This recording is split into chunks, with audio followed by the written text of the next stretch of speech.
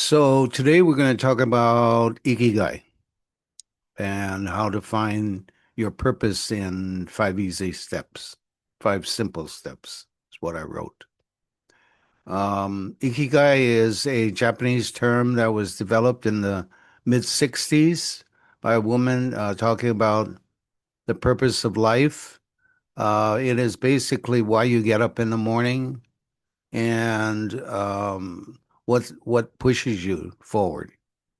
And later, some people from the West took that and created a diagram, which is what you're going to see, and introduced this idea of career and money and everything like that.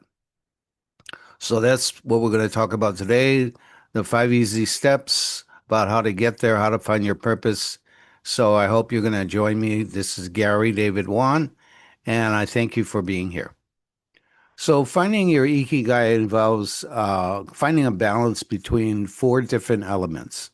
And if you look at this chart right here that I've put up, you're going to see that there are four different areas of your life that we're going to focus on. These bit different circles of what you love, what you're good at, what the world needs from you, and what can support or sustain you is really what we're going to delve in on these different steps. Okay, so let's take a look at step one. Step one is remembering what you love to do, especially before you got into your career, maybe things that you wanted to do before you realized that you were married and had a kid on the way coming. And it sort of took you away from who you really are. It is something that you would love to do, and you could probably do it for hours without worrying about time. That's what the first essence is of remembering what you love to do. Step two is noticing what you're good at and your skills and strengths. Take out your journal and follow along. Use the roadmap if you downloaded that, the free roadmap that I gave you, and sort of fill in this ikigai. From the roadmap, there's a blank copy of the diagram that you can go ahead and fill in, or fill it in using your journal. Step three is identifying what the world needs from you. So this a lot of time is very important because obviously we look at something that we hope we're going to get paid for. And obviously, if you're doing something that the world doesn't even need it, then you're not going to get paid at doing this. And step four is all the things that you can get paid for in doing what you want to do. So it doesn't necessarily mean that it's a part of the answers that you filled in from steps 1 through 3. All right. Now, in the fifth final step, what you're going to do is bring it all together. You're going to look at the different components of each of these four sections, and then you're going to make a decision of what those things are. You'll notice that there's some intermediate sections in there with overlaps. Step one and step two, step two and step three and step four. You want to look at those until you can come out with your final purpose, what's in the middle.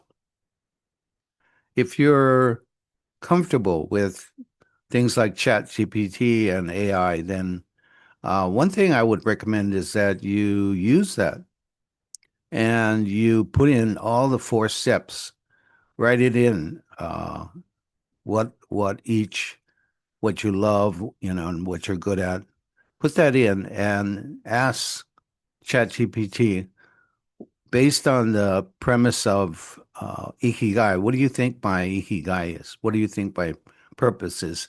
You'll be amazed what you find out. That's probably the easiest way of doing this. So stick around for some more videos that I'm making Please make some comments in the comment section, or if you have any questions. And then download the free Abundant Soul roadmap that I wrote. It's going to help you navigate all of this stuff, and it's going to provide you with the Ikigai diagram, which you can fill in, and also a worksheet to that.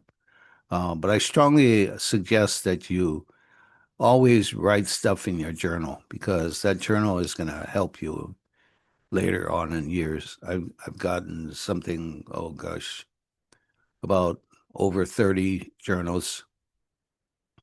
Some of them in recent years, I moved from the paper version over to digital, which is nice because I can do a search for keywords. I'll tell you that this recent book of mine came out of reading some of those material for the last couple of years. And what was remarkable that I discovered was I would go back and I would read that and I was saying, who wrote this anyway? It's like, where did this come from? But it was there. So I included it in my book. I realize now that it was meant to be. Um, of course, I think everybody should pick up a copy and read it. And so go to my website, check it out. All right, thank you. I'll see you next time. Bye.